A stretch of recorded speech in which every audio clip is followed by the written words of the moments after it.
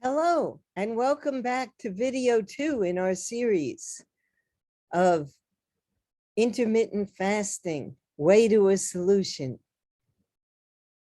Now we're going to cover what you should eat.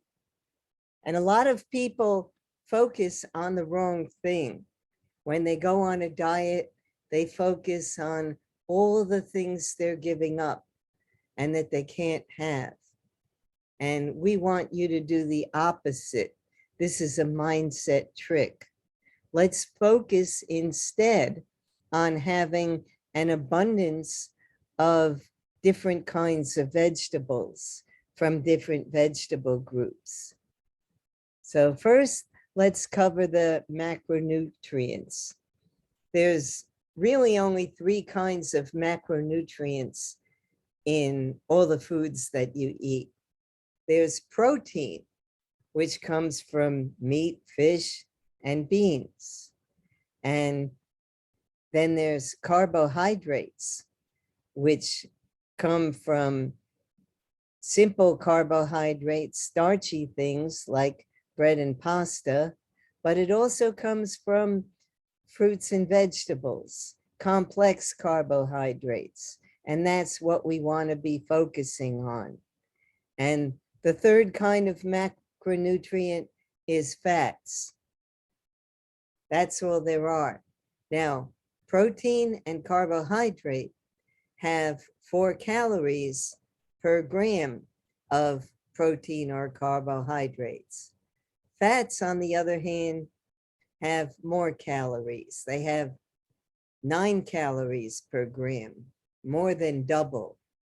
And because of this, people have been very simplistic with the math, and people have been very simplistic with the marketing. So for the past 20 years, marketing, particularly of processed foods, have been focusing on making everything low fat and making everything fat-free. And you know what has been the result of this 20 years of marketing? Maybe you don't know this, but there has been an epidemic, an explosion of diabetes. Because when you take all the fat out of foods, generally they've put in simple carbohydrates. They put in simple starchy carbohydrates. They'll put in bread or potatoes or cheap forms of sugar. And this lowers the quality of the food. This is what makes processed food bad for you. So I would like to suggest that you take control of the ingredients that are in your food as much as possible, and that you learn to do your own cooking.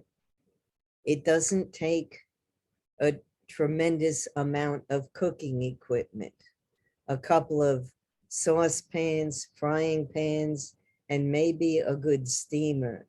Ideally, you can learn to steam vegetables and cook them without added oils. You want to, as much as possible, avoid what we call SOS. You want to avoid adding salt to the food because that'll raise your blood pressure.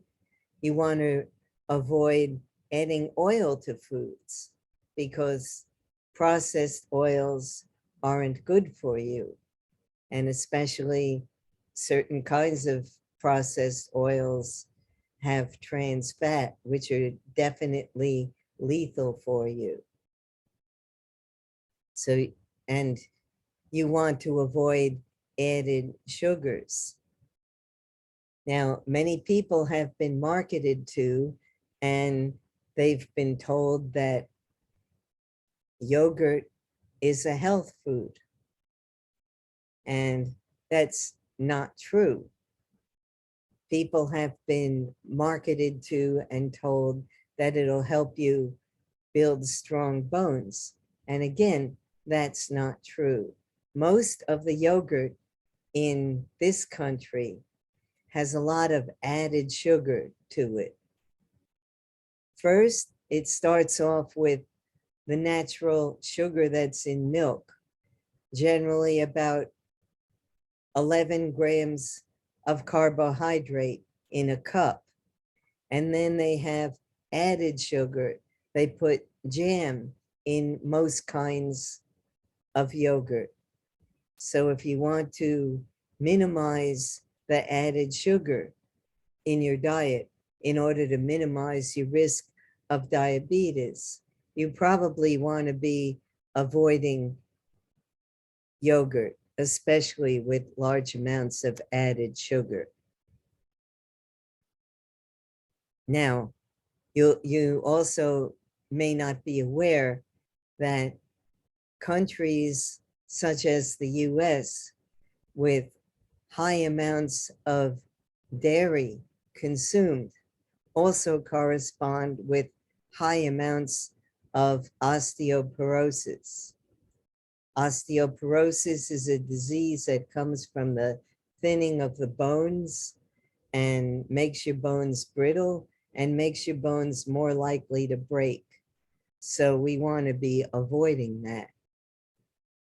So if you avoid dairy products and focus more on having an abundance of greens in your diet, you can get calcium from greens rather than from dairy.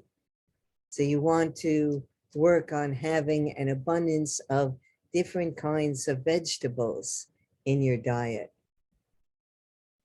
Now, according to Dr. Joel Fuhrman, a renowned vegetarian, he says that if you consume a half of a cup of mushrooms every day, cooked mushrooms, any kind that you like, that'll help you reduce your risk of cancer by 50%. And if you add to that a serving of greens and a serving of onions, that will further reduce your risk of cancer. And you can reduce your risk of cancer by 75%. So if you think of having and making sure that every day you have enough onions, mushrooms, greens, and especially the greens from the broccoli food group, the sulfonamides, broccoli, Brussels sprouts, cauliflower, and those things. If you make sure you get an abundance of greens, this will also keep you in a positive mindset of making sure that you have enough of an abundance of vegetables rather than focusing on the desserts that you're cutting out of your diets. So another thing that you want to focus on having an abundance of is beans. Having an abundance of half a cup to a cup of beans a day. This will help keep you full, help keep you regular, and help you have an abundance of proteins, as well as complex carbohydrates. So these are the kinds of foods that you want to have an abundance of. And you want to try to avoid as much as possible having the starches that fill you up without having a lot of vitamins and diversity in them. Now, yams, particularly orange yams and yellow yams, they have an abundance of phytochemicals that are healthy for you.